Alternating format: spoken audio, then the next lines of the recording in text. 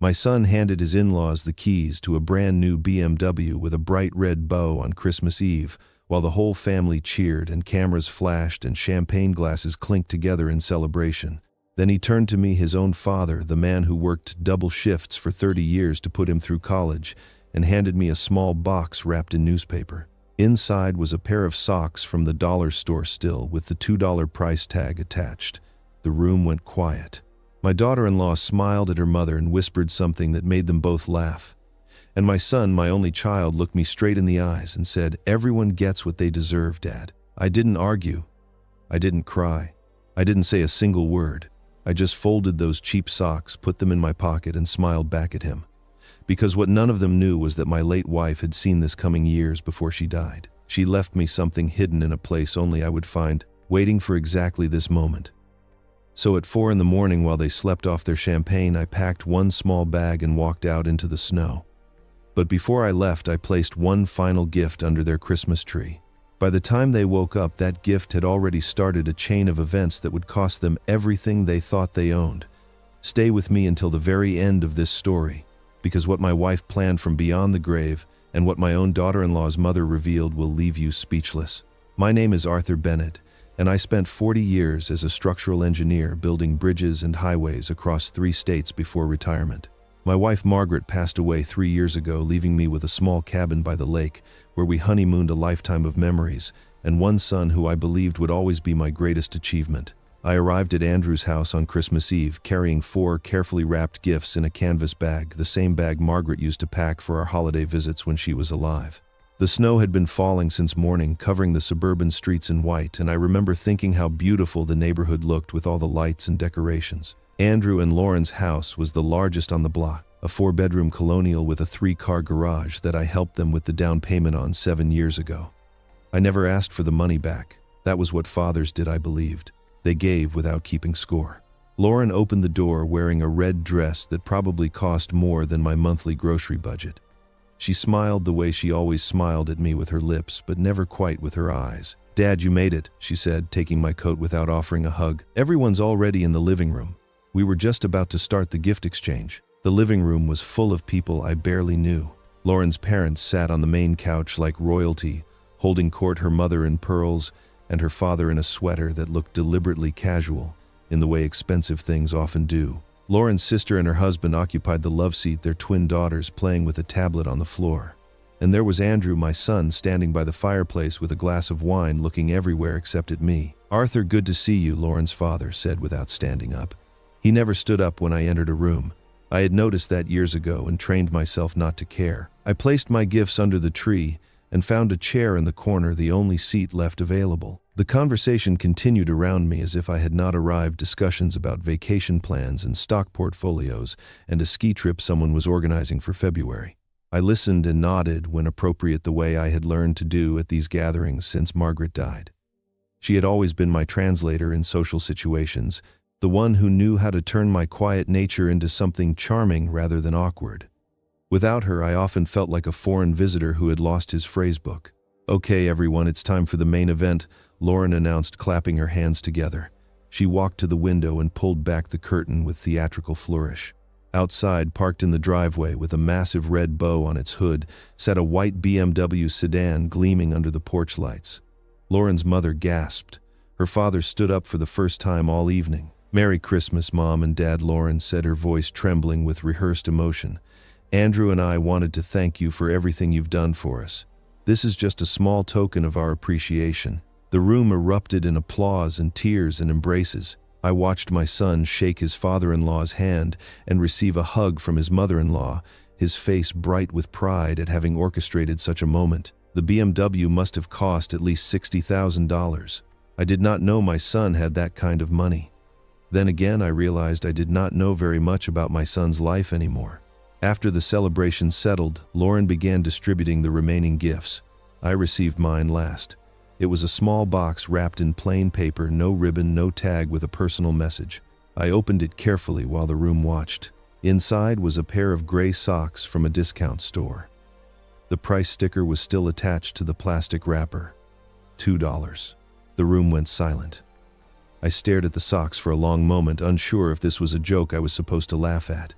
When I looked up, Andrew was studying his wine glass as if it contained something fascinating. He would not meet my eyes. "We thought you'd appreciate something practical," Dad, Lauren said with a smile that carried no warmth. "You're always saying you don't need anything fancy." I nodded slowly, folding the socks and placing them back in the box.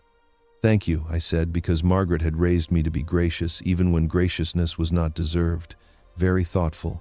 As I sat there holding my $2 gift, I heard Margaret's voice in my memory, something she told me during her final weeks when the medication made her speak truths she had always kept gentle. "Watch how people treat you when they think you have nothing left to give," she had said. "That's when you'll see who they really are." Lauren leaned toward her mother and whispered something that made them both laugh. I could not hear the words, but I recognized the look on their faces. It was the same look people give to things they are about to throw away.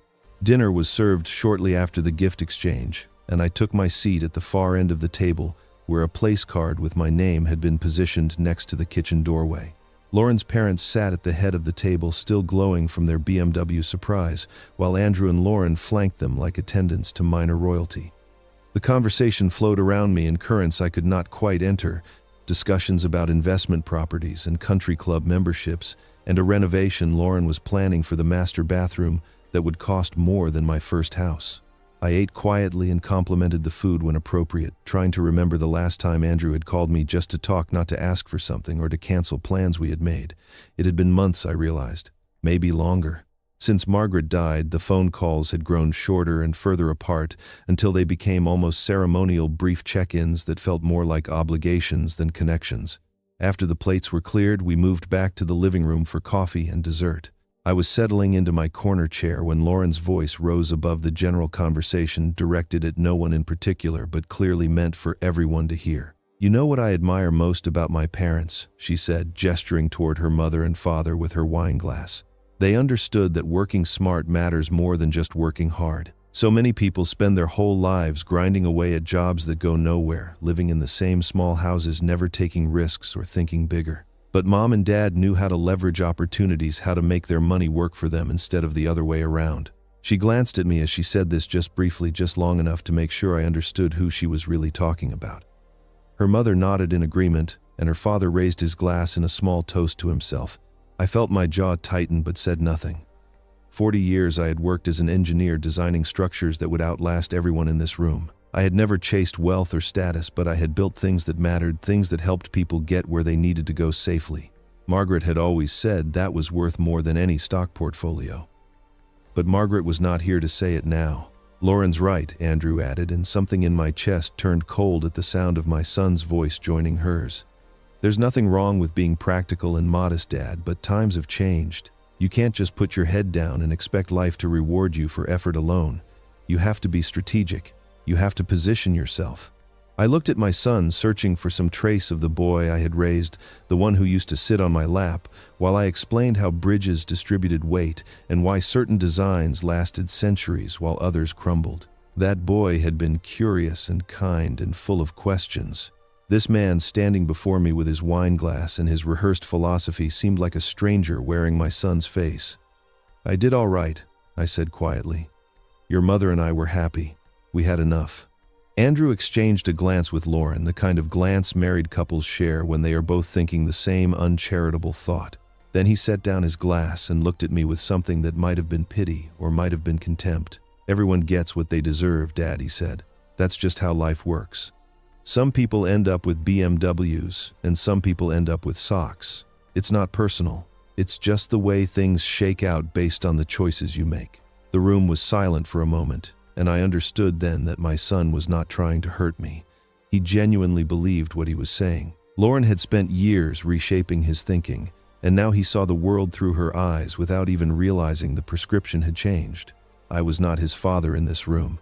I was a cautionary tale, an example of what happened to people who did not play the game correctly. I excused myself shortly after, claiming tiredness from the drive. No one protested.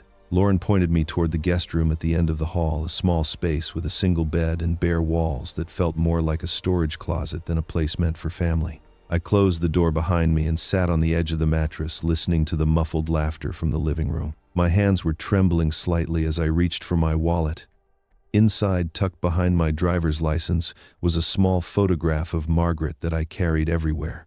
It was taken on our 30th anniversary, her hair silver and her smile radiant, standing on the porch of our cabin by the lake. I turned it over and read the words she had written on the back in her careful handwriting, words I had read 100 times before but never fully understood. "Protect your dignity. I'll handle the rest." She had written those words 3 years ago, just weeks before she died. The cancer had spread to her bones by then, and the medication made her say things that seemed to come from somewhere beyond ordinary conversation. At the time, I thought she meant it as comfort, a dying wife's reassurance that everything would be fine. I had smiled and kissed her forehead and told her not to worry about me. Now, lying awake in my son's guest room with cheap socks in my pocket and my son's words echoing in my ears, I wondered if it had been something else entirely. Margaret had always seen further than I could. She noticed things about people that took me years to recognize. She had watched Lauren from the very beginning with careful eyes, never saying anything directly but never quite warming to her either. I stared at her handwriting for a long time, tracing the loops of her letters with my thumb. "Protect your dignity. I'll handle the rest." It did not sound like comfort anymore. It sounded like a promise. Sleep would not come. I lay in the darkness for what felt like hours, listening to the house settle around me and the distant murmur of voices from the living room that gradually faded as the other guests departed. Eventually, I heard footsteps in the hallway doors, closing the creak of stairs as Andrew and Lauren retired to their bedroom on the upper floor. The house fell silent, but my mind refused to quiet itself. Around 2 in the morning, I gave up trying to rest and slipped out of the guest room. The hallway was dark, except for a nightlight near the bathroom, casting just enough glow for me to navigate without turning on the overhead lights. I told myself I was looking for a glass of water, but something else pulled me forward, a restlessness I could not name. I passed Andrew's home office on my way to the kitchen. The door was slightly ajar, and moonlight from the window inside created a pale rectangle on the hallway carpet. I hesitated, then pushed the door open and stepped inside. The room smelled of leather and expensive cologne, decorated with the kind of modern furniture that prioritizes appearance over comfort. Andrew's desk sat beneath the window, covered with papers and folders that had been pushed aside to make room for a laptop. I should not have looked. I knew that even as my hands reached for the documents stacked in a wire tray beside the computer. But something about this night had stripped away my usual deference, my habit of respecting boundaries that others never respected with me. I picked up the first folder and angled it toward the moonlight. Mortgage statements, car loan documents, credit card bills with balances that made my chest tighten. Andrew and Lauren were not as wealthy as they pretended to be, I realized. They were leveraged to the edge of disaster, maintaining their lifestyle through a web of debt that would take decades to untangle. The BMW in the driveway suddenly looked less like generosity and more like performance, an expensive prop in a play about success. But it was the address on the mortgage statement that stopped my breath. The house was not listed under Andrew's name. It was registered to something called the Margaret Ellis Bennett Family Trust, with a notation indicating a nominal lease arrangement of $1 per year. I read the line 3 times to make sure I understood it correctly. This house, the one Andrew and Lauren treated as their own, the one they filled with expensive furniture and hosted dinner parties in as though they had built it themselves, still belonged to Margaret's family trust. They did not own it at all. The memory surfaced slowly, rising from somewhere I had buried it years ago. It was just after Andrew announced his engagement to Lauren and I had suggested to Margaret that we transfer the house to him as a wedding present. We had purchased it as an investment property years earlier, planning to give it to Andrew when he started his own family. The timing seemed perfect, but Margaret had refused. She sat at our kitchen table with her reading glasses perched on her nose, looking at me over the documents I had prepared with an expression I could not quite interpret. "Not yet," she said firmly. "Let them earn it first. When I see that they understand what this family really means, we can talk about transferring the deed." I had argued with her gently, the way we always argued. I said she was being too cautious, too protective, that Andrew was a grown man who deserved our trust. Margaret listened to everything I said, then shook her head and gathered up the papers. "Trust is earned, Arthur, even from family. Especially from family." I never brought it up again, and after she died, I assumed the transfer had simply been forgotten in the chaos of grief and legal proceedings. I never thought to check. I never imagined Margaret had kept the house in her trust deliberately, a decision that now seemed less like caution and more like prophecy. Another memory followed the first. 6 months before the cancer took her, Margaret had spent an afternoon with Evelyn Brooks, a former colleague from her days working in hospital administration who had gone on to become an estate attorney. When Margaret came home that evening, I asked what they had discussed. She kissed my cheek and smiled in that mysterious way she had, the one that meant she was keeping something to herself for my own good. "Insurance, darling," she said. "Just insurance." I had not thought about that conversation in years. Now it felt like a message I had failed to decode. I left the office and continued down the hallway, my bare feet silent on the hardwood floors. Near the back of the house, I found a small closet I had not noticed before tucked beneath the staircase. Inside, behind winter coats and forgotten umbrellas, sat a cardboard box labeled Margaret's Things in Andrew's handwriting.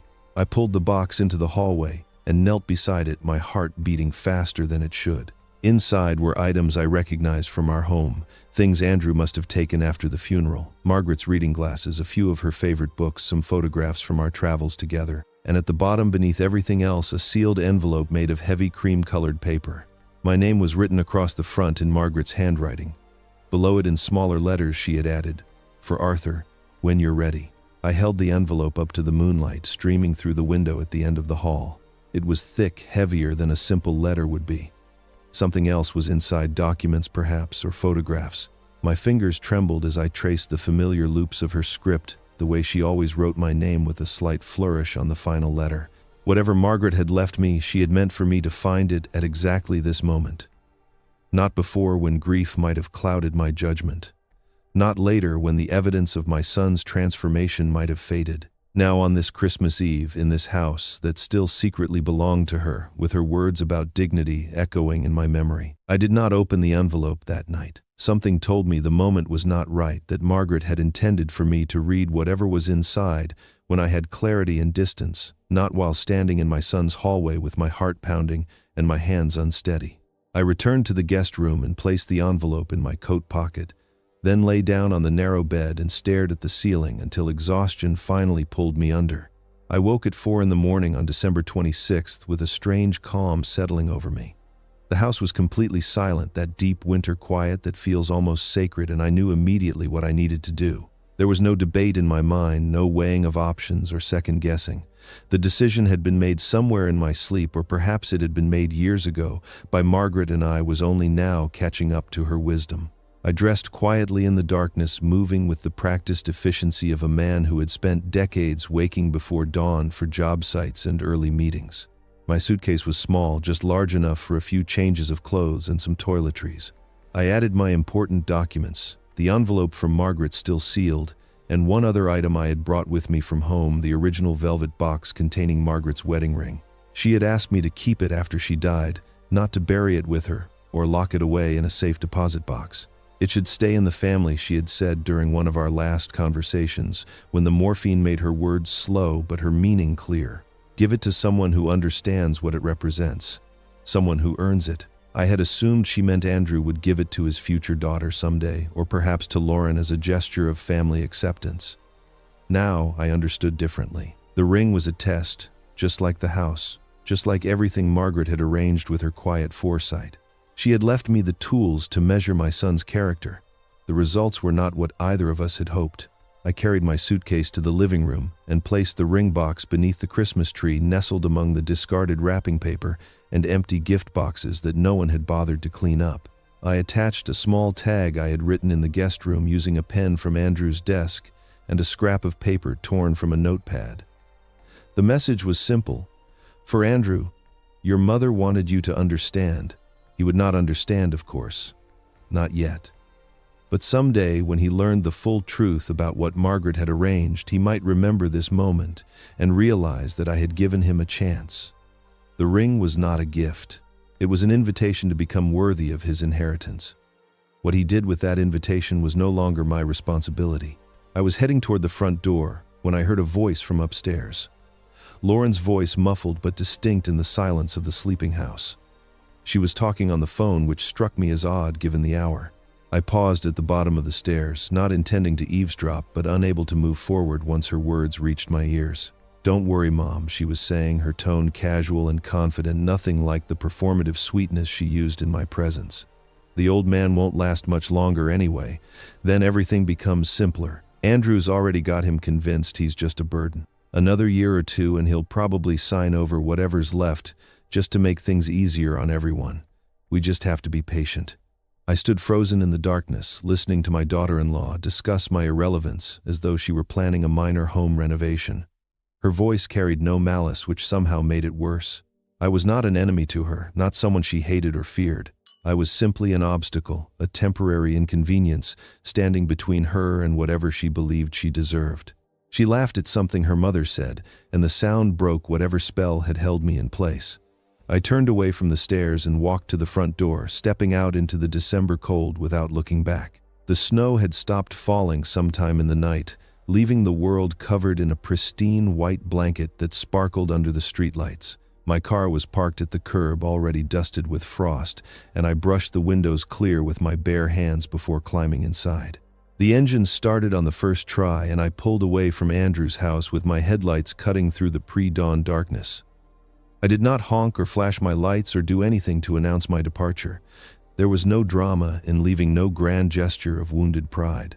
I simply drove away, heading north toward the lake, toward the cabin where Margaret and I had spent our honeymoon 44 years ago. The winter sun was just beginning to rise as I pulled onto the highway, painting the horizon in shades of pink and gold that Margaret would have loved. In my rearview mirror, my son's house grew smaller and smaller until it disappeared entirely behind a curve in the road. I expected to feel sadness or anger, or the sharp ache of loss that had accompanied me since Margaret's death. Instead, I felt something I had not experienced in years, something I barely recognized at first, because it had been absent for so long. I felt free, not happy, not vindicated, not at peace. Just free in the way a man feels when he finally stops carrying a weight he did not realize was crushing him. The road stretched ahead of me, empty and waiting, and for the first time since Margaret died, I was not dreading what came next. I learned later what happened that morning at Andrew's house, pieced together from phone calls and conversations that would follow in the weeks ahead. But even driving north toward the cabin, I could imagine the scene unfolding behind me with perfect clarity. I knew my son, I knew his wife, and I knew exactly how they would react when they discovered I was gone.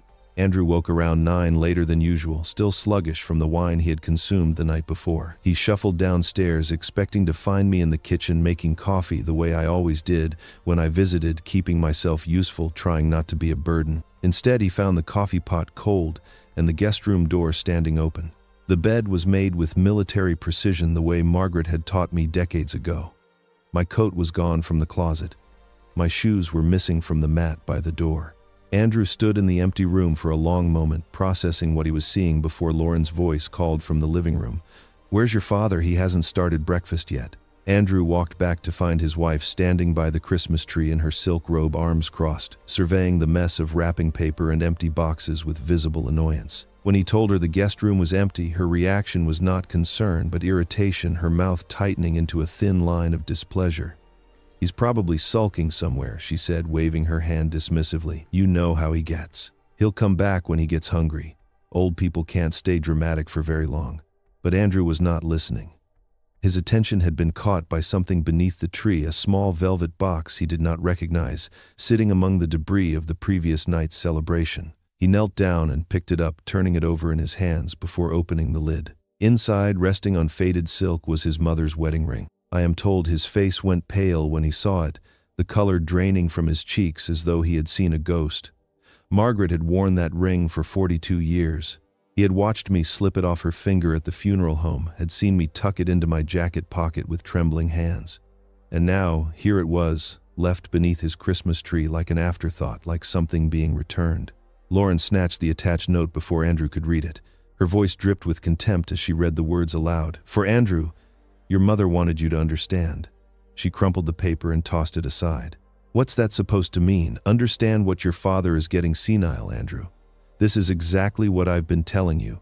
He needs to be in a facility where someone can watch him." Andrew did not respond. He was staring at the ring, turning the box over and over in his hands, something shifting behind his eyes that might have been memory or might have been the first tremor of fear. Lauren retreated to the kitchen to make her own coffee, pulling out her phone to call her mother. Patricia answered on the third ring, her voice carrying that particular brightness people use when they are trying to sound normal. Lauren launched into her complaint immediately, describing the dramatic old man who had vanished in the night and left behind cryptic messages like some character in a bad movie. But Patricia's responses were strange. Instead of sympathizing with her daughter's frustration, she kept asking odd questions that seemed disconnected from the conversation. Did Arthur mention anything about the bank? Had he said anything about paperwork or documents? Did Andrew notice if Arthur had been looking through files in the house? Lauren brushed off the questions, too focused on her own grievances to wonder why her mother sounded so uncomfortable. She ended the call with a promise to keep Patricia updated and returned to the living room where Andrew was now pacing with his phone pressed to his ear. He had been calling me for the past 20 minutes. Each attempt went straight to voicemail, my recorded greeting playing over and over like a taunt. I had turned my phone off somewhere around the state line, wanting silence, wanting space to think without the electronic tether pulling me back toward a life I was no longer certain I wanted. Andrew's fear was growing with each unanswered call, but it was not the fear a son should feel for a missing father. He was not worried about my safety or my well-being. He was worried about what I might know, what I might have seen during my restless wandering through his house the night before, the mortgage documents, the trust name on the deed. The careful architecture of deception that Lauren had convinced him was necessary and normal. That evening, as Lauren poured herself a third glass of wine and complained about how I had ruined their Christmas with my theatrics, her phone buzzed with a notification. She glanced at the screen casually, expecting a social media alert or a message from a friend.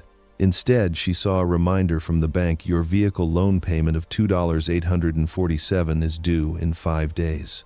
She stared at the words for a long moment, the wine glass frozen halfway to her lips.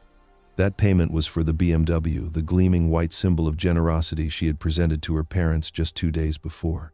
The loan she had arranged with Andrew's signature, counting on certain financial arrangements to cover the monthly burden. Arthur was supposed to handle that, she thought. Arthur always covered everything. He was the safety net, the backup plan, the reliable old man who paid for things without asking questions because he wanted to be useful, wanted to feel needed, wanted to believe his son still loved him. But Arthur was gone now. And for the first time, Lauren wondered if he had taken more than just his suitcase when he left. What happened next in that house I would learn about only later, when the full story began to emerge from the wreckage of secrets Margaret had so carefully constructed. But I can tell it now, as though I had been standing in the corner watching, because Andrew eventually confessed every detail during one of our conversations in the months that followed. His voice, heavy with the weight of what he had discovered about his mother, his wife, and himself. It was 2 days after I left when Andrew finally looked at the ring box again.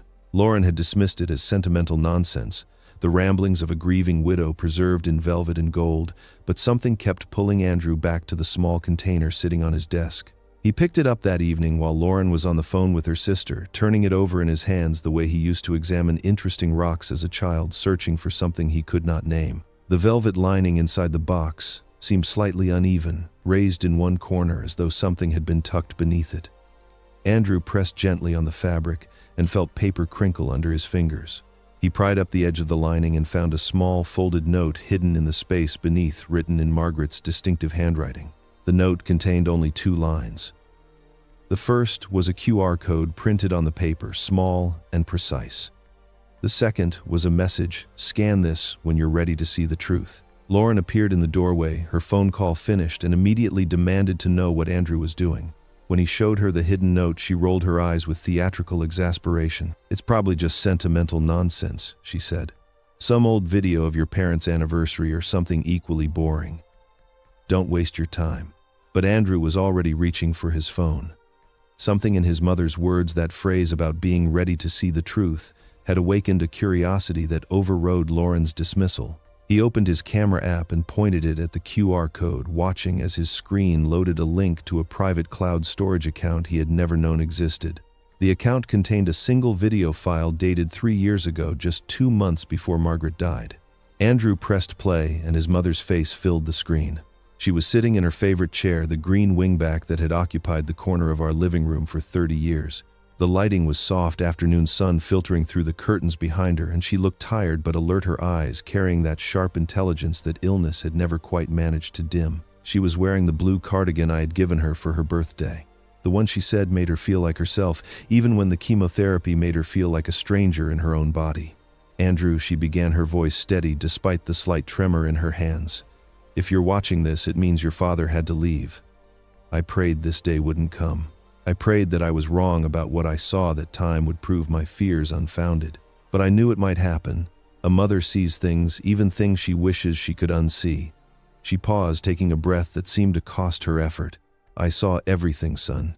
I saw how she looked at your father when she thought no one was watching. I saw the calculations behind her smiles, the way she measured his usefulness like merchandise on a shelf. And I saw how you chose silence over loyalty, how you stood beside her when you should have stood beside him. That broke my heart more than the cancer ever could. Lauren had moved closer to watch the screen over Andrew's shoulder, her expression shifting from boredom to something harder as Margaret's words continued. I left something with Evelyn Brooks. You remember Evelyn, the attorney I used to work with at the hospital? She'll contact your father when the time is right, when he needs to understand what I've arranged. Everything I built, Andrew, the house, the trust, the investments your father never knew about, none of it was for you to inherit. It was for you to earn. Margaret leaned forward slightly, her gaze seeming to penetrate through the screen and across the years. You haven't earned it yet. Maybe you never will. But your father deserved protection from people who would use him, even if one of those people turned out to be his own son. I hope you prove me wrong someday. I hope you find your way back to the man I raised. But until then, the safety net belongs to him, not you. The video ended, Margaret's face freezing for a moment before the screen went dark. Andrew sat motionless in his chair, the phone trembling slightly in his grip, unable to process what he had just heard. His mother had known. She had seen through Lauren's performance years ago, had watched their marriage with clear eyes while he convinced himself that everything was fine. Behind him, Lauren's wine glass slipped from her fingers and shattered on the hardwood floor, red liquid spreading across the wood like a stain. Neither of them moved to clean it up. What does she mean, everything she built? Lauren whispered, her voice stripped of its usual confidence, revealing something raw and frightened beneath. What exactly did your mother leave behind? Andrew had no answer. He was still staring at the blank screen, seeing his mother's face, hearing her words about earning what he had always assumed would simply be given. The house they lived in, the life they had constructed on foundations he never questioned, all of it suddenly felt unstable, built on ground that might shift at any moment. The cabin looked smaller than I remembered, nestled among the bare winter trees, with smoke already rising from the chimney of the neighboring property.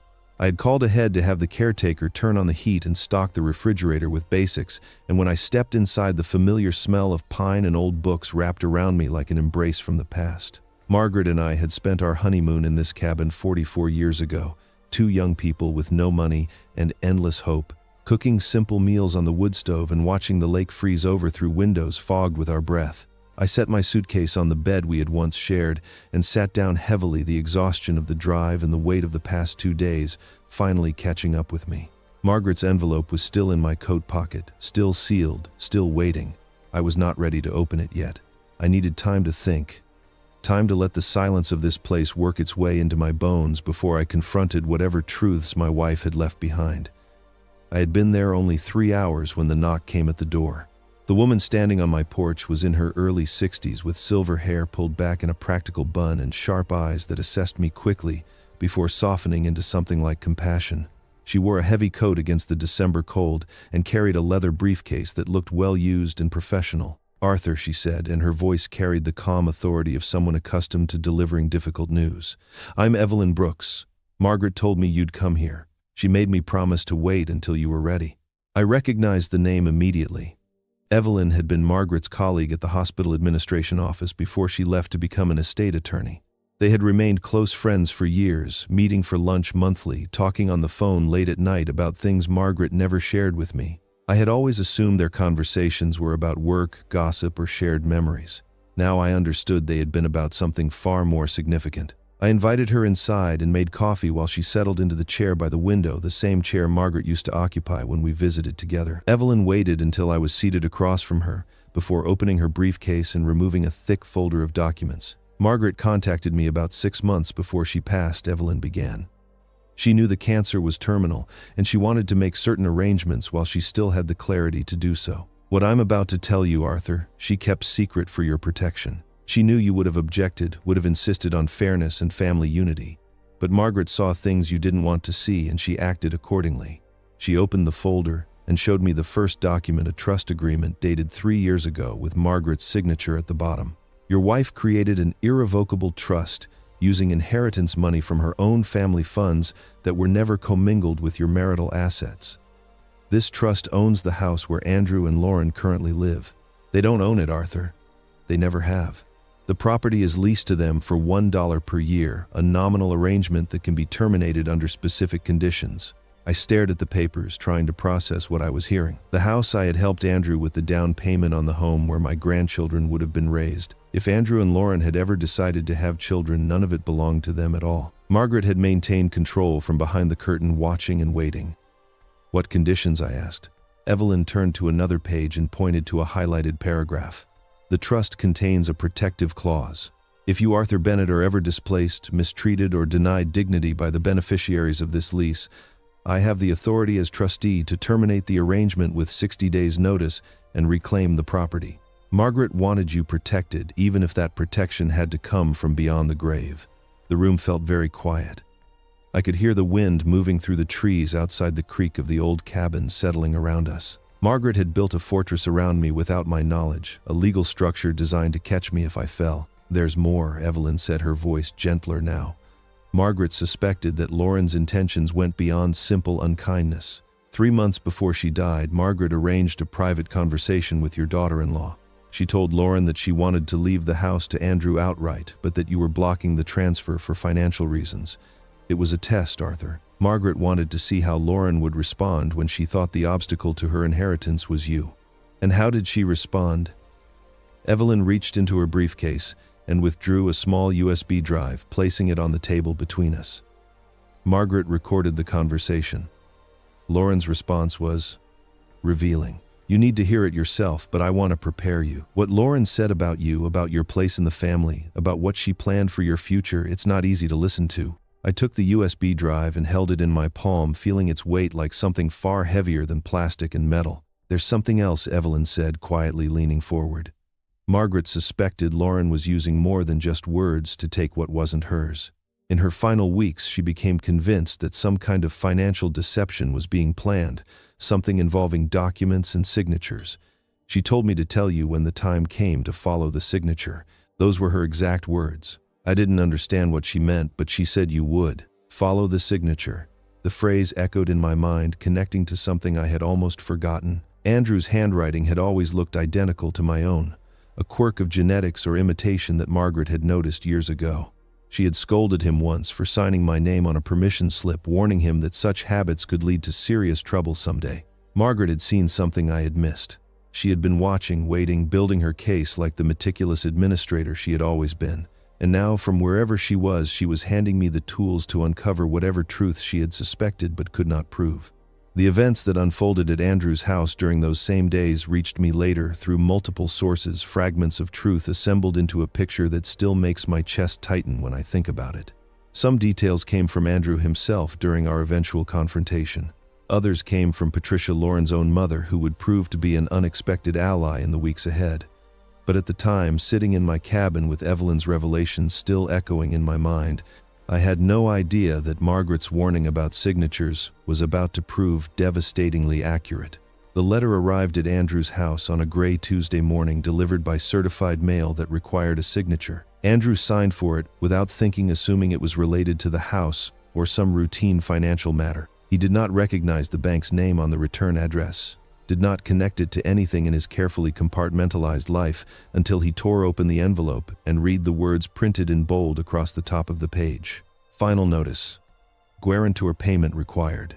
The letter detailed an auto loan for $85,000, financed 8 months earlier for the purchase of a white BMW sedan. The primary borrowers were listed as Patricia and Gerald Simmons, Lauren's parents. But it was the guarantor section that made Andrew's hands begin to shake. There, printed clearly beneath the terms of repayment, was my name, Arthur Bennett, co-signer and personal guarantor for the full amount of the loan. I had never signed any such document. I had never agreed to guarantee any loan. I had not even known the BMW was financed until I saw the bank notification on Lauren's phone the night I left. And yet, there was my name attached to a debt I had never consented to, making me legally responsible for a luxury vehicle I would never drive. Andrew found Lauren in the kitchen, scrolling through her phone with the casual disinterest she brought to everything that did not directly serve her ambitions. He threw the letter on the counter in front of her and demanded an explanation, his voice rising in a way it rarely did, cracking with a fear that had been building since the moment he watched his mother's video message. Lauren's composure crumbled faster than Andrew expected. She had been holding too many secrets for too long, and the pressure of the past week had worn her defenses thin. She broke down in a rush of words and tears, the careful architecture of her deceptions collapsing into confession. "I told you to sign it," she shouted, her voice ragged with desperation. 8 months ago, remember, I told you your father had agreed to help my parents with the car that he'd given verbal approval but didn't want to deal with the paperwork. You signed his name because I asked you to. Your handwriting looks exactly like his. You've done it before. I didn't think anyone would actually check." Andrew stared at his wife as though seeing her for the first time. The memory surfaced slowly, reluctantly, a moment he had tried to bury beneath layers of rationalization and willful forgetting. Lauren had come to him with the loan documents spread across the dining table, explaining that I had offered to help her parents but found the paperwork confusing and tedious. She suggested Andrew simply sign on my behalf, a small favor that would save everyone time and trouble. "He's old," she had said, her voice sweet and reasonable. "He won't even remember agreeing to it. And your signatures are practically identical anyway. It's not like anyone will ever know." Andrew had hesitated, some small voice in his conscience, warning him that what she was asking crossed a line he should not cross. But Lauren had kissed him and called him her hero and reminded him how much easier their lives would be if her parents were happy. And so he had picked up the pen and written my name in the space marked for guarantor, betraying me with a single stroke of ink to avoid the discomfort of an argument. The phone rang while they were still standing in the kitchen, Lauren's tears drying on her cheeks as the reality of their situation began to settle. It was Patricia, and her voice carried a fury that transcended the usual tensions between mother and daughter. "You put my name on a fraudulent loan," Patricia screamed loud enough for Andrew to hear across the room. "The bank just called me Lauren. They said I'm listed as secondary guarantor on a document I never signed. Do you understand what you've done? This is criminal. This is fraud. You used your own mother's identity without permission." Lauren tried to explain, tried to spin some story about miscommunication and innocent mistakes, but Patricia was not listening. She hung up with a promise to get to the bottom of this that sounded more like a threat than a reassurance. That evening, Andrew sat alone in the dark living room, the bank letter crumpled in his hands, the sounds of Lauren crying in the bedroom above him filtering through the ceiling like distant rain. He had committed forgery to please his wife. He had signed my name to a document that made me responsible for $85,000 of debt I never agreed to carry. He had betrayed his father not out of malice but out of weakness, the same weakness that had allowed him to stand silent while Lauren diminished me year after year. And somewhere out there, driving toward a cabin by the lake, or perhaps already arrived, his father had Margaret's wedding ring, Margaret's secrets, Margaret's carefully constructed legal protections. Andrew thought about his mother's video message, her words about earning what he had always assumed would simply be given. He thought about the phrase Evelyn had surely delivered by now, the instruction Margaret had left behind. Follow the signature. His mother had known. Somehow, impossibly, Margaret had suspected this exact betrayal before it even happened. And now Andrew realized with sickening clarity that whatever proof existed of what he had done, whatever documents might surface to expose his crime, Margaret had probably already arranged for them to find their way into the right hands. The knock came 3 days after Evelyn's visit, just as the winter sun was beginning its early descent toward the frozen lake. I had spent those days in a kind of suspended animation, listening to Margaret's recording of Lauren multiple times, each replay revealing new layers of contempt in my daughter-in-law's voice that I had somehow failed to place here during all those years of family dinners and holiday gatherings. I was not ready for visitors, not prepared to face anyone from the life I had left behind. But when I opened the door and saw Patricia Simmons standing on my porch, I understood immediately that this was not a social call. Lauren's mother looked like she had aged a decade since Christmas. Her eyes were red-rimmed and shadowed with exhaustion, her usually immaculate hair pulled back in a hasty ponytail, her expensive coat wrinkled as though she had slept in it during the 3-hour drive from the city. She carried a manila folder pressed against her chest like armor, and when she spoke, her voice trembled with something between fear and resignation. "Mr. Bennett," she said, "I'm not here to defend my daughter. I'm here to protect myself. May I come in?" I stepped aside and let her enter, watching as she surveyed the modest cabin with eyes that probably found it disappointing compared to the lifestyle she had cultivated. But she made no comment about the worn furniture or the outdated kitchen. She simply sat down at the table by the window and placed her folder in front of her, her hands flat on either side of it, as though steadying herself for what came next. I had no idea what Lauren did with that loan. Patricia began, her voice gaining strength as she spoke. She used my identity without permission. She forged my signature as secondary guarantor on a document I never saw, never agreed to, never would have approved. When the bank called me, I thought there had been some mistake. Then I realized the only mistake was trusting my own daughter. I sat across from her and said nothing, giving her the space to continue. I had learned long ago that silence often extracted more truth than questions. Patricia's composure cracked slowly, like ice breaking apart in spring. This isn't the first time, she admitted, her voice dropping to barely above a whisper. 5 years ago, Lauren opened a credit card in my name. She ran up $12,000 in charges before I discovered it. Designer clothes, expensive dinners, a weekend trip to Miami with friends. When I confronted her, she cried and apologized and promised it would never happen again. She said she was under financial pressure, that Andrew's salary wasn't enough to maintain the lifestyle they needed for his career. She laughed bitterly at her own words. I covered it up. I paid off the debt and closed the account and never told anyone, not even my husband. I couldn't bear the scandal, couldn't stand the thought of people knowing what my daughter had done. But I kept records, Mr. Bennett. Bank statements, the fraudulent application with her handwriting, everything. I told myself it was insurance just in case. I never thought I would actually need it. Patricia opened the folder and pushed it across the table toward me. Inside were photocopies of credit card statements, a loan application with signatures I now recognized as forgeries, and a handwritten letter from Lauren promising to never repeat her mistakes. The documentation was thorough, the kind of evidence that would establish a clear pattern of behavior if it ever came before a judge. I raised her to be ambitious, Patricia said, tears finally spilling down her cheeks. I wanted her to have everything I didn't have growing up. I taught her that success mattered, that appearances mattered, that you had to fight for your place in the world. But somewhere along the way, she learned that ambition means taking from others. She learned that people are tools to be used and discarded. And I don't know how to undo what I created. She wiped her eyes with the back of her hand, a gesture that seemed almost childlike in its vulnerability. I can't protect her anymore. Not from this. What she did to you, what she convinced Andrew to do, it's beyond anything I can excuse or cover up. But I'm asking you, Mr. Bennett, please don't destroy Andrew completely. He's weak, I know that. He let Lauren reshape him into something smaller than he was meant to be. But I don't think he's evil. I think he just married the wrong person and never found the courage to admit it.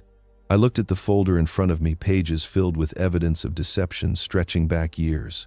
This woman had driven 3 hours through winter weather to hand me weapons against her own daughter, not out of loyalty to me, but out of self-preservation and perhaps some buried sense of justice she had tried to ignore for too long.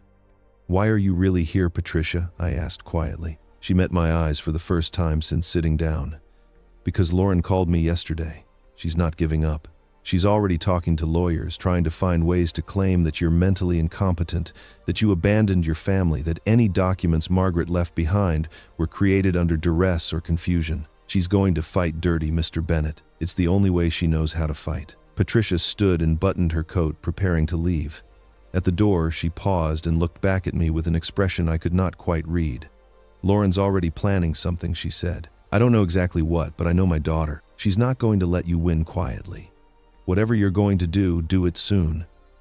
And do it carefully." I watched from the porch as her car disappeared down the snow-covered road, the folder of documents heavy in my hands. The evidence Patricia had given me could destroy Lauren's credibility in any legal proceeding, could establish her as a serial fraudster whose word meant nothing. Combined with what Evelyn had provided, I now had enough ammunition to dismantle my daughter-in-law's entire carefully constructed life. But it was not the folder that kept me awake that night, staring at the ceiling while the wind howled across the frozen lake. It was Patricia's warning echoing in my mind, the certainty in her voice when she spoke about her daughter's capacity for manipulation. Lauren was not finished. She was regrouping, strategizing, preparing her next move in a game I had never wanted to play. The USB drive sat on the kitchen table for 2 days, after Patricia left, small and innocuous and terrifying in its implications.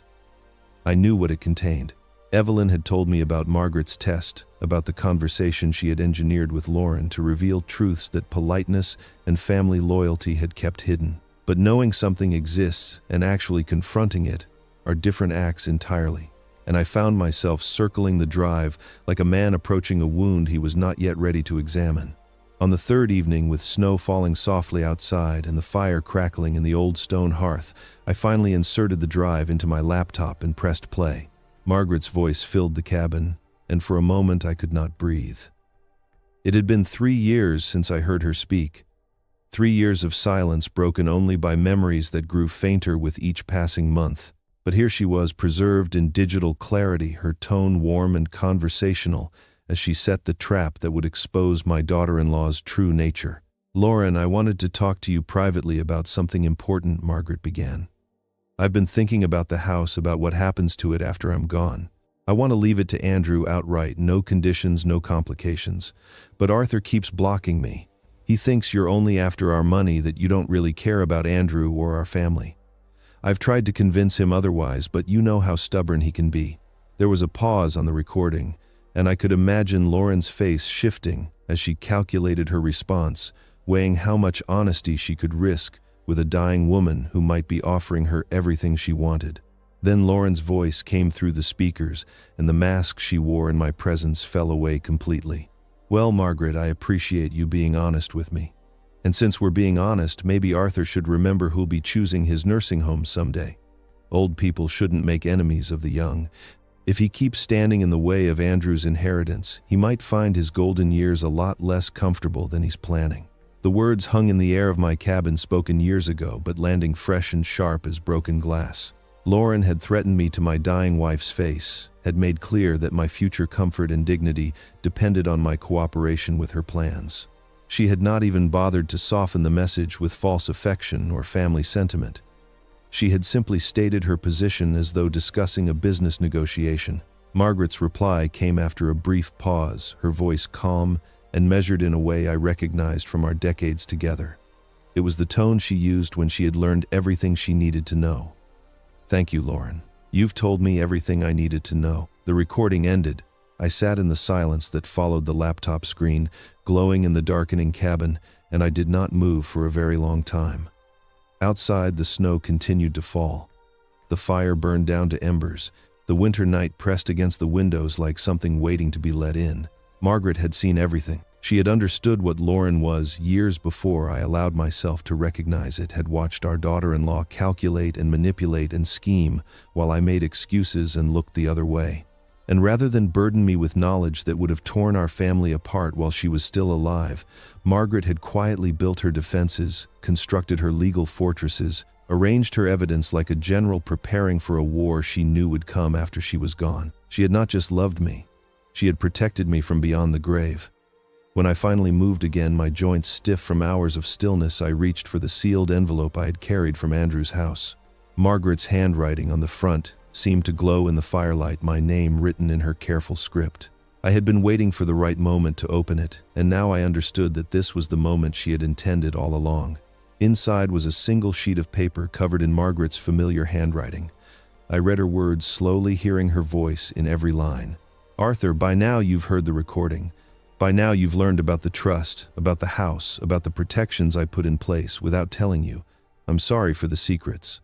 I'm sorry I couldn't share this burden while I was alive. But there's one more thing you don't know, the real reason I never let Andrew have the house, the reason I kept it in my family's trust, even when you asked me to transfer it as a wedding gift. Look at page 47 of our original trust document. The answer is there, and I'm sorry I couldn't tell you sooner. I love you, always." Page 47 of the trust document contained a clause I had never noticed during all the years Margaret and I reviewed our estate planning together. It specified that if any beneficiary or their spouse engaged in financial fraud, forgery, or identity theft against a family member, their rights under the trust would be automatically suspended pending investigation. Margaret had inserted this provision quietly without discussion. Years before Lauren ever signed my name to a document I had never seen, my wife had not merely suspected what might happen, She had prepared for it with the precision of an engineer designing fail-safes into a bridge. I called Evelyn that same night and told her everything. The forged loan documents, Patricia's visit, the pattern of fraud stretching back years. Evelyn listened without interruption, then said the words I had been dreading and hoping for in equal measure. "I'll send the notice tomorrow. 60 days to vacate." The letter arrived at Andrew's house by certified mail 3 days later. I was not there to witness Lauren's reaction, but Evelyn described it to me afterward based on what Andrew eventually confessed. Lauren had torn open the envelope, expecting some routine correspondence, perhaps another bank statement or utility bill. Instead, she found herself holding official notification that the Margaret Ellis Bennett Family Trust was invoking its protective clause, requiring all current occupants to vacate the property within 60 days. Her screaming could be heard throughout the house. She threw the letter at Andrew, then threw a vase, then threw accusations that echoed off the walls of the home she had always assumed would be hers forever. "Do something," she shrieked at her husband. "Call your father, beg him, get on your knees if you have to. Fix this." But Andrew had no idea how to fix something this broken. He had spent his entire marriage following Lauren's lead, trusting her judgment, signing whatever she placed in front of him. Now the foundation of that trust had crumbled, and he stood in the wreckage without any tools to rebuild. The bank's letter arrived 2 days after Evelyn's notice. Without a valid guarantor payment, they were initiating repossession proceedings for the BMW.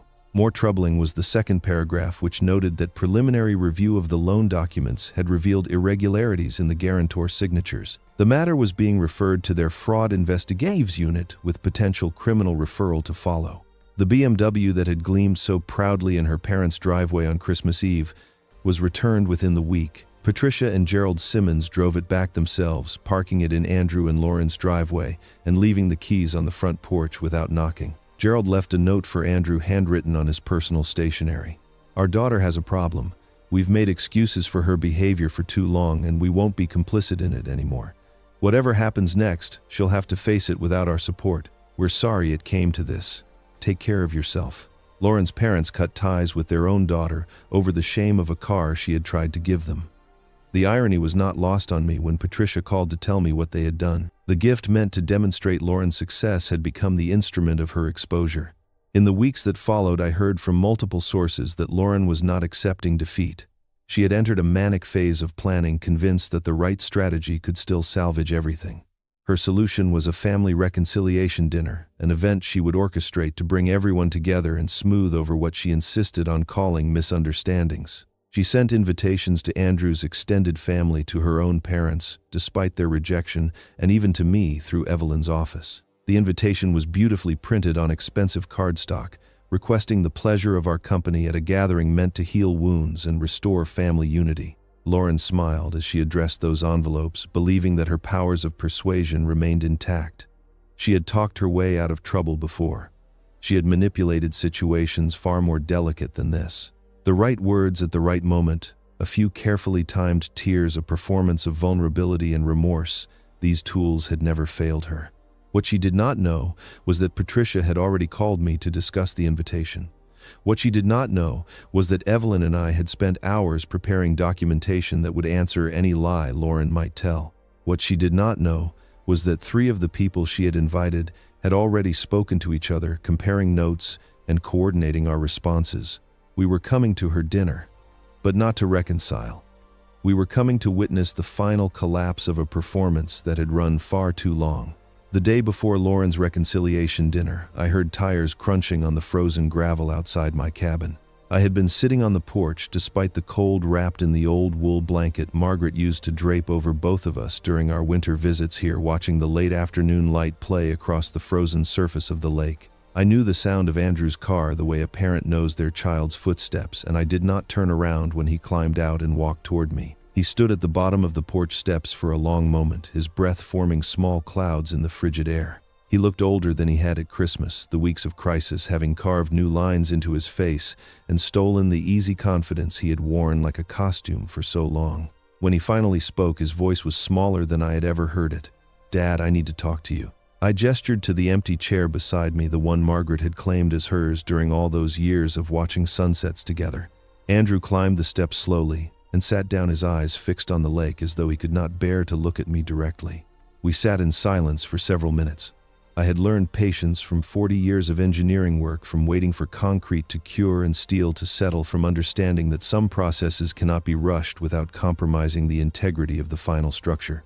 Andrew had come here to say something, and I would give him the space to find his words. "I know about the trust," he finally said. "I know about Mom's video. I know about the recording with Lauren.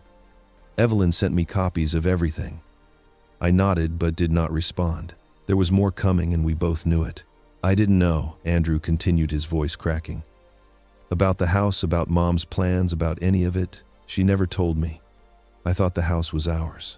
I thought everything was just normal family stuff, parents helping their kids, nothing complicated." I reached into my coat pocket and withdrew the document I had been carrying since Patricia's visit. It was a photocopy of the BMW loan agreement with the guarantor signature section highlighted in yellow. I unfolded it slowly and held it out to my son. "Did you write this?" Andrew stared at the paper, at the signature that bore my name in handwriting that was almost but not quite my own. His silence stretched across seconds that felt like hours, and in that silence I heard his confession more clearly than any words could have spoken it. "Lauren said you had agreed," he whispered. "She said you wanted to help her parents but didn't want to deal with the paperwork. She said it was just a formality, that no one would ever check, that your signatures look so similar anyway that it didn't really matter. Did you believe that?" He finally looked at me, and I saw the answer in his eyes before he spoke. I wanted to believe it. It was easier than asking questions. It was easier than fighting with her. I folded the document and returned it to my pocket. The lake stretched before us, gray, and still, the ice thick enough now to walk across if anyone were foolish enough to try. "I could forgive you for being weak," I said, measuring each word carefully. "I spent years watching you defer to her, watching you shrink yourself to fit the shape she wanted. That hurt me, but I understood it. Marriage is complicated, and love makes cowards of us all sometime. I could even forgive you for choosing her over me, for standing beside her while she treated me like an inconvenience to be managed. Parents expect to be set aside eventually. It's the natural order of things." Andrew's tears were falling freely now, freezing on his cheeks in the bitter cold.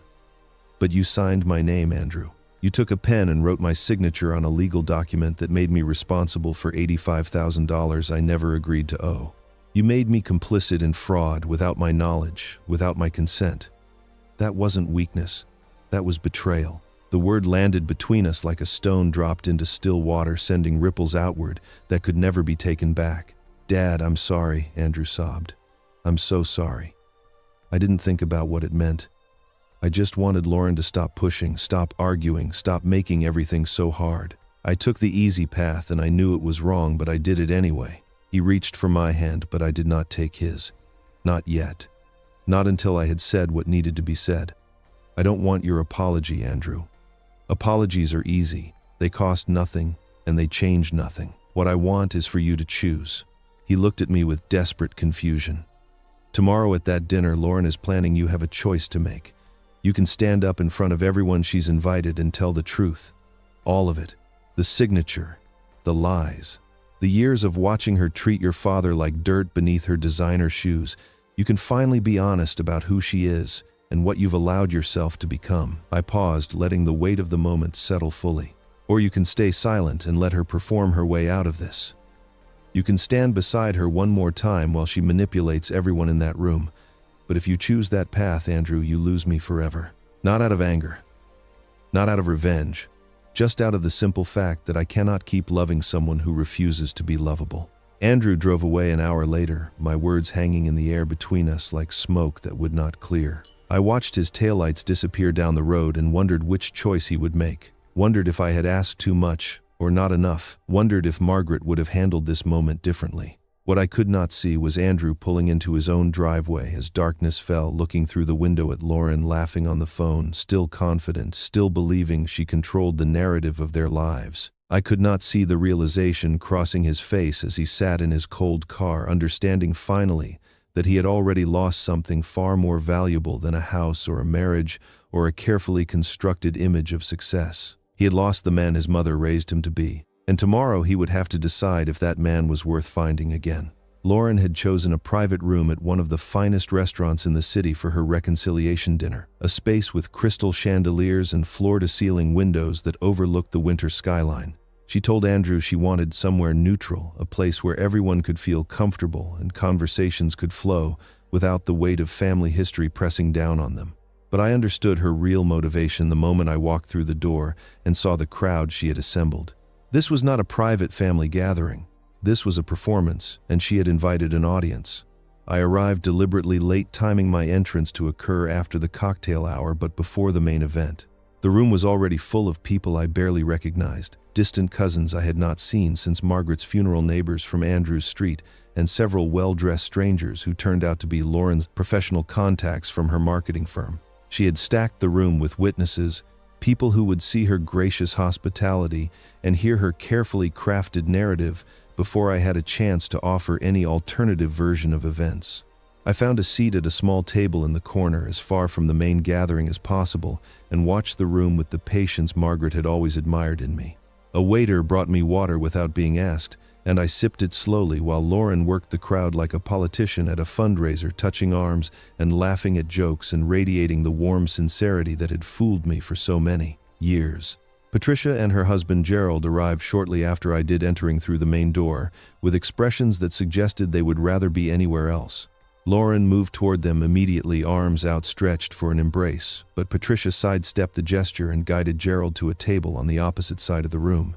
They sat with their backs to their daughter, a positioning that spoke volumes to anyone paying attention. Andrew stood near the bar, drink in his hand that he had not touched, his eyes darting between his phone and the entrance, as though expecting someone else to arrive. Sweat glistened on his forehead despite the room's careful climate control. He had not spoken to me since leaving. The cabin had not called or texted to indicate what choice he had made. I watched him and wondered if he had found the courage I had demanded, or if weakness would win once again. Evelyn arrived last, slipping through a side entrance and positioning herself near the exit with the quiet efficiency of someone who had attended many difficult meetings in her career. She caught my eye across the room and nodded once, a small gesture of solidarity that steadied something in my chest. At precisely 7:30, Lauren stepped onto a small raised platform at the front of the room and picked up a microphone. The chatter died down as guests turned their attention to their hostess drinks still in hand, faces expectant and sympathetic. "Thank you all for coming tonight," Lauren began, her voice warm and trembling with rehearsed emotion. "I know this has been a difficult time for our family. There have been misunderstandings, confusion, and a lot of pain. My father-in-law, Arthur, has been going through a challenging period since losing his wife. And sometimes grief can make us see things that aren't there, believe things that aren't true." She paused to dab at her eyes with a tissue she had strategically tucked into her sleeve. "I love Arthur. I have always loved him as the father I never had. When Andrew and I got married, I promised myself I would honor his parents the way I would honor my own. And it breaks my heart that recent events have created distance between us." Murmurs of sympathy rippled through the crowd. Several guests shot pitying glances in my direction, the confused old man who had caused so much trouble for this gracious young woman. "Tonight is about healing," Lauren continued, her voice gaining strength. "Tonight is about setting aside accusations and assumptions and remembering that we are family. I hope we can move forward together with love and understanding and forgiveness." The applause was generous, the kind of response people give when they want to believe they are witnessing something noble. Lauren smiled through her tears and scanned the room until her eyes found mine. The triumph in her expression was unmistakable, a predator's satisfaction at having cornered prey that could no longer escape. "Dad," she said sweetly, the microphone amplifying her voice across the silent room, "would you like to say a few words? I'm sure everyone would love to hear from you." I rose slowly from my chair, feeling every eye in the room turned toward me. The walk to the front seemed longer than it should have, each step carrying the weight of everything I had learned over the past weeks, every betrayal and every protection Margaret had built around me. But before I could reach the microphone, before I could say any of the words I had prepared, another voice cut through the silence. It came from the back of the room, clear and steady, and filled with a resolve that made Lauren's carefully composed face go pale. "Actually, I'd like to speak first." It was Patricia, Lauren's own mother, rising from her seat with a folder clutched in her hands and an expression that promised no mercy. Patricia walked toward the front of the room with the measured pace of someone who had made peace with what she was about to do. The folder in her hand seemed ordinary, just manila paper and metal clasp, but I knew what it contained. I had seen those documents spread across my kitchen table at the cabin. I had studied the evidence of a daughter's betrayal compiled by her own mother. Lauren's smile faltered as Patricia approached the platform. "Mom, what are you doing? Sit down. This isn't the time." But Patricia did not sit down.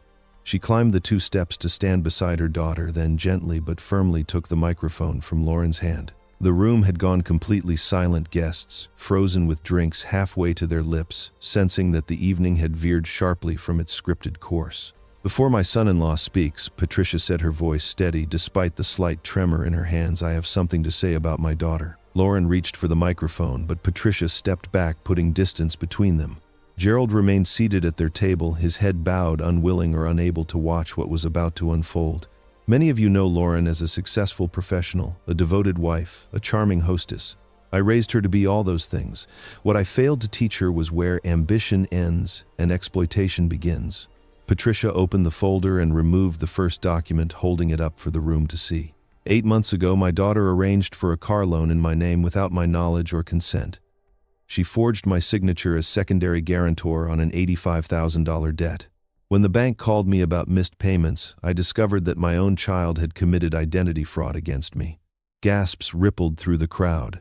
Lauren's face cycled through several expressions in rapid succession, shock to anger to the beginning of tears, her instincts searching for the right performance to regain control. "Mom, please," Lauren said, her voice cracking with practiced vulnerability. "You're confused. We talked about this," I explained the misunderstanding.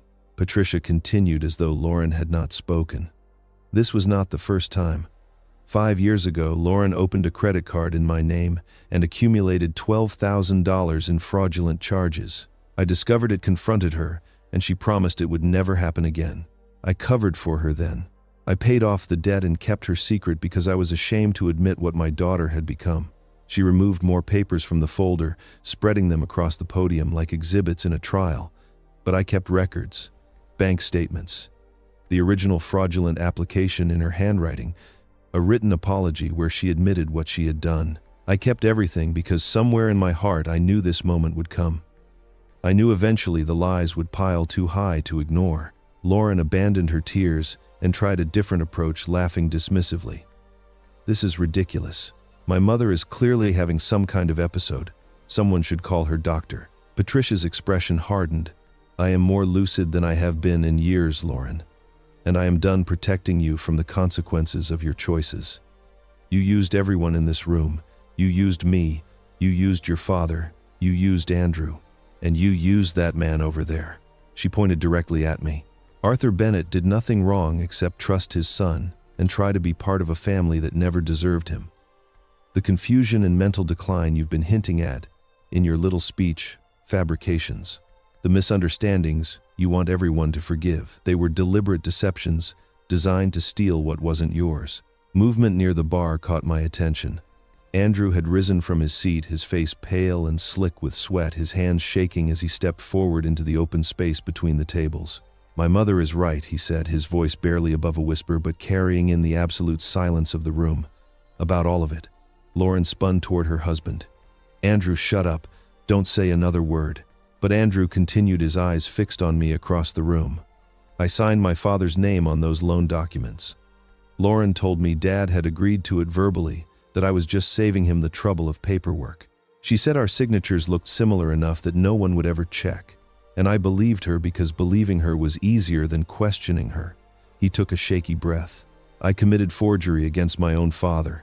I was too weak and too desperate to keep the peace to recognize what I was doing. Dad, I'm sorry. In front of everyone here, I'm sorry for all of it. For the signature. For the years of letting Lauren treat you like you didn't matter. For choosing her over you every single time." The room remained frozen, guests, uncertain how to react to a confession none of them had expected. Lauren stood alone on the platform now. Patricia, having stepped aside, the microphone abandoned on the podium. Her carefully constructed evening lay in ruins around her, and I watched as the mask finally cracked beyond repair. "This is insane," Lauren screamed, her voice losing all pretense of grace. "You're all insane. Everything I did for this family. I did for us. Do you think any of you would have anything without me? Andrew was nothing when I met him. Nothing. A boring accountant with no ambition and a father who thought retirement meant giving up on life. She pointed at Patricia. You covered for me because you were embarrassed to have a daughter smarter than you, and you. She swung toward me, her eyes blazing with fury. You should have died years ago. Everyone would have been better off if you just followed your precious Margaret into the ground. The silence that followed was absolute. Lauren stood panting in the center of the room, surrounded by people who were seeing her clearly for the first time. Her parents would not meet her eyes. Andrew had stepped away from her, physically distancing himself from the woman he had married. The neighbors and colleagues she had invited as witnesses to her triumph were now witnesses to something else entirely. Then Lauren looked at me, searching my face for some reaction, some sign that her words had wounded me the way she intended. But I had not spoken a single word since entering this room. I had not needed to. Margaret's revenge was never about destruction or humiliation. It was simply about letting the truth speak for itself, and the truth had spoken more eloquently than anything I could have added. 1 month after the dinner, I sat in Evelyn's office watching winter sunlight stream through windows that overlooked a quiet street in town. The folder on her desk contained everything needed to pursue criminal charges against Lauren and Andrew, documentation of forgery and fraud and identity theft that would likely result in convictions and possible prison time. Evelyn had assembled the case with meticulous precision, the same care she had brought to protecting Margaret's wishes for so many years. The district attorney's office has reviewed the materials, Evelyn said. They're prepared to move forward if you want to proceed. Given the evidence, Patricia's willingness to testify and Andrew's confession at the dinner convictions are virtually certain. I looked at the folder for a long moment, thinking about everything it represented. Justice, certainly. Vindication for the years of disrespect and the crime committed against my name. A clear message that actions have consequences and that even family cannot escape accountability for betrayal. But I also thought about Margaret, about the woman who had built these protections not as weapons, but as shields. She had never wanted destruction. She had wanted truth, and truth had been achieved in that restaurant when Lauren's mask shattered and Andrew finally found his voice. No, I said quietly. I won't be pressing charges. Evelyn's eyebrows rose, the first genuine surprise I had seen from her in all our dealings. Arthur, are you certain? After everything they did?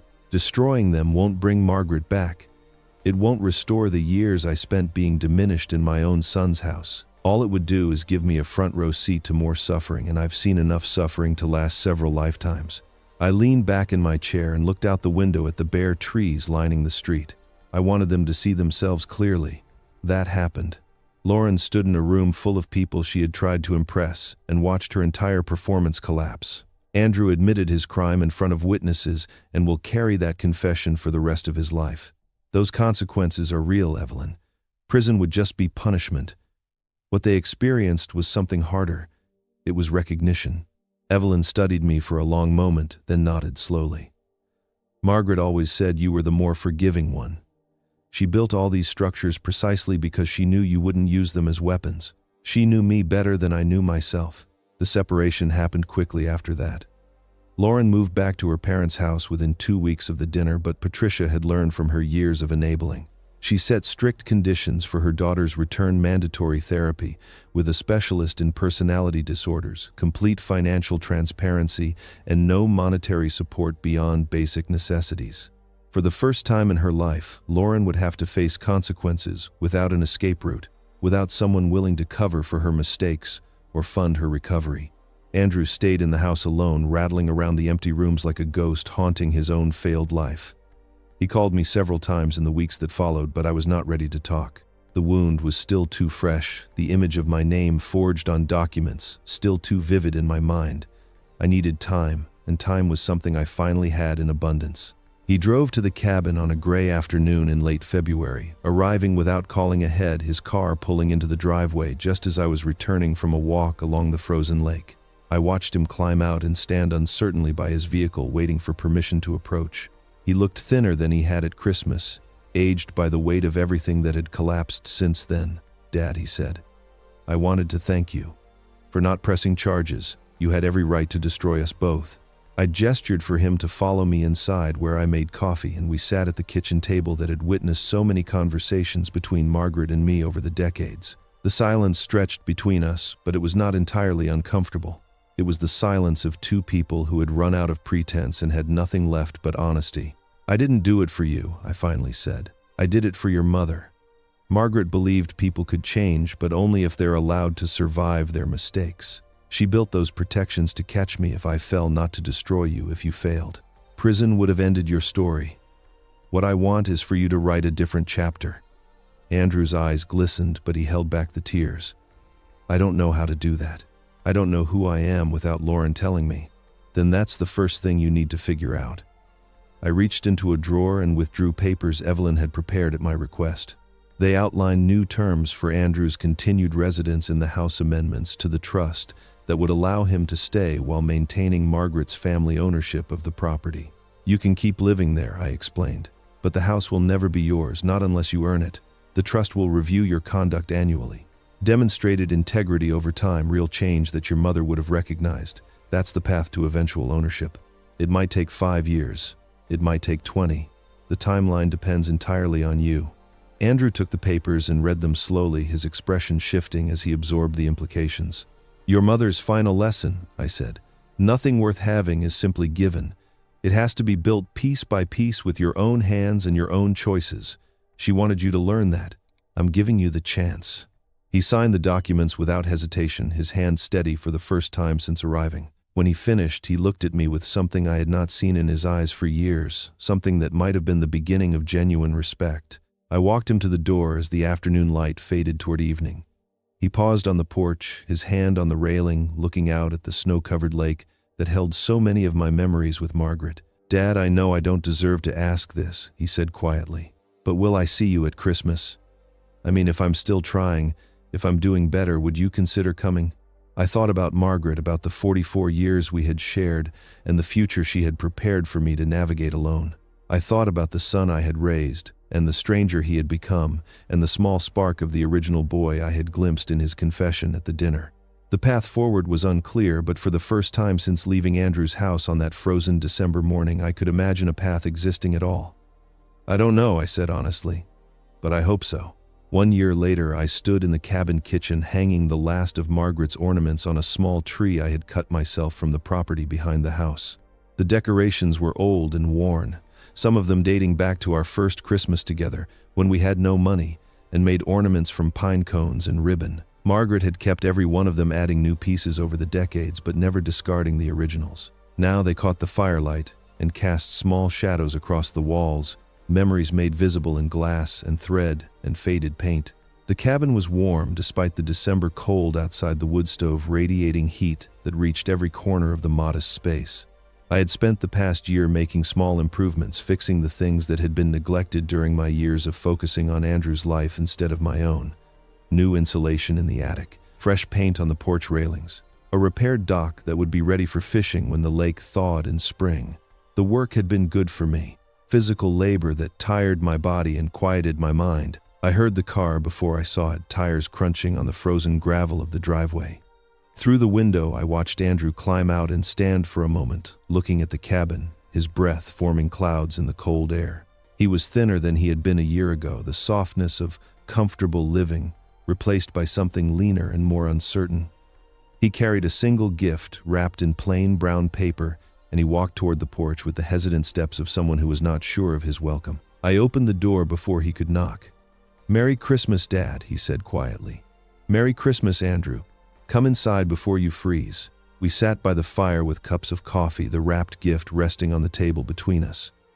Andrew told me about the past year in fragments, not making excuses or seeking sympathy, just sharing the facts of his changed life. The divorce from Lauren had been finalized in September.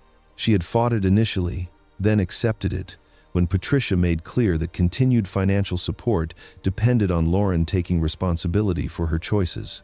Last Andrew heard, she was still in therapy, still living with her parents, still struggling to build an identity that did not depend on manipulation. "I've been volunteering," Andrew said, staring into his coffee, "at an elder care facility across town. 3 times a week I help with activities, read to residents, just sit with people who don't have anyone else to visit them. He looked up at me and I saw something in his eyes I had not seen in years. I wanted to understand what I almost did to you, Dad. What I almost became. Those people in that facility, some of them have families who never visit, who treat them like burdens to be managed. I watched the loneliness in their faces, and I realized that's what I was turning you into. An obligation instead of a father. I did not respond immediately. Some confessions need space to breathe before they can be acknowledged. Andrew pushed the wrapped gift across the table toward me. I made you something. It's not much, and honestly it's pretty terrible, but I wanted to give you something that actually cost me effort instead of just money. I unwrapped the brown paper carefully and found inside a pair of hand-knitted gloves. They were lumpy and uneven, the stitches irregular, one finger slightly longer than its partner. They were clearly the work of someone who had never held knitting needles before and had struggled through every row. Mom always said the best gifts were the ones people made themselves, Andrew said, his voice thick. I didn't know how to knit. I had to learn from videos online, and I probably started over a dozen times. But I wanted to give you something that showed I was trying to be different. I slipped the gloves onto my hands. They did not fit perfectly, too tight in some places and loose in others. But they were warm, made warm not just by the wool but by the hours of effort and intention they represented. I looked at my son, and for the first time in longer than I could remember, I saw glimpses of the boy I had raised. The boy who used to sit on my lap asking questions about how things worked.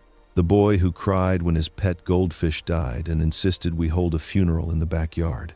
The boy who existed before Lauren, before the greed, before the silence that had grown between us like a wall I thought could never be breached. Thank you, I said. They're perfect. We moved to the porch as evening settled over the lake, sitting in the two chairs that had always belonged to Margaret and me. The snow began to fall, softly, large flakes drifting down through the darkness to settle on the frozen water and the bare branches of the trees. We did not talk much.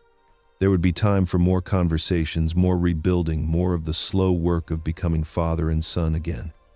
For now, it was enough to simply sit together and watch the snow fall. I touched the lumpy wool of my new gloves and felt something unfamiliar spread through my chest. It took me a moment to recognize it as a smile, my first real smile in longer than I could remember. Margaret had been right all along, as she had been right about so many things. The sweetest victories are not won with anger or revenge. They are won simply by surviving long enough to see the truth matter. And finally, after everything the truth mattered, that winter evening on the cabin porch was not an ending but a beginning. The road ahead for Arthur and Andrew would be long and uncertain, filled with difficult conversations and moments of doubt, and the slow, painstaking work of rebuilding trust that had been shattered. But for the first time in years, they were walking that road together, two men connected by blood and history, and the memory of a woman who had loved them both enough to plan for the worst while hoping for the best. Margaret's legacy was never about money or property or legal documents. It was about truth, the simple, powerful truth that family means nothing without dignity, and that love without respect is just another form of captivity. Arthur learned that lesson the hard way through cheap socks and forged signatures and whispered insults he was never meant to hear. But he also learned that survival is its own kind of victory, that walking away can be the bravest choice a person makes, and that sometimes the people who hurt us most are also the ones most capable of change. Lauren faces her own journey, now stripped of the manipulations that defined her for so long, forced to confront the person she became and decide who she wants to be.